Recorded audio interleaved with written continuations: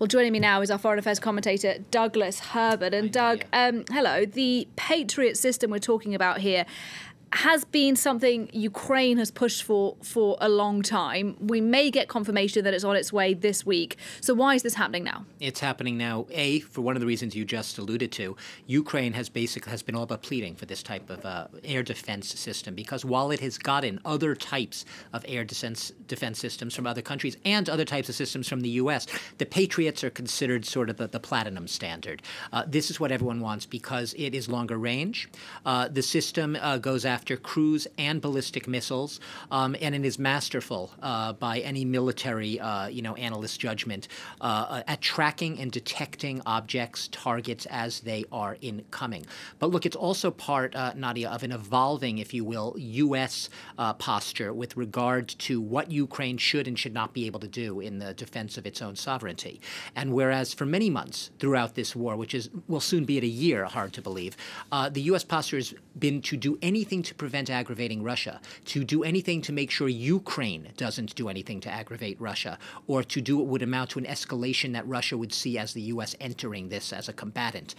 It's changed that stance recently. We saw essentially reports at the Pentagon where it was now green-lighting the idea that Ukraine should be able to actually fire and go after targets on Russian territory in Russia itself. That hadn't been happening before, and so we've seen that. So that represents an evolution in the U.S. stance, and it's happening because of the intensity of the missile and drone barrages day after day after day. You just reported on another round in Kyiv this time, and it's happening again and again. The U.S. is in the face of such intense and relentless bombardment across all types of infrastructure, civilian and otherwise. The Ukraine needs these types of systems and needs them quickly, and whatever it takes. All that said, though, Doug, there are questions that remain about the logistics of operating this system, because it is a particularly sophisticated bit of weapons system, isn't it? It's the most sophisticated by most accounts. It's not like I could sit here and say, hey, Nadia, take this Patriot. A Patriot system is, we're talking about a Patriot missile battery.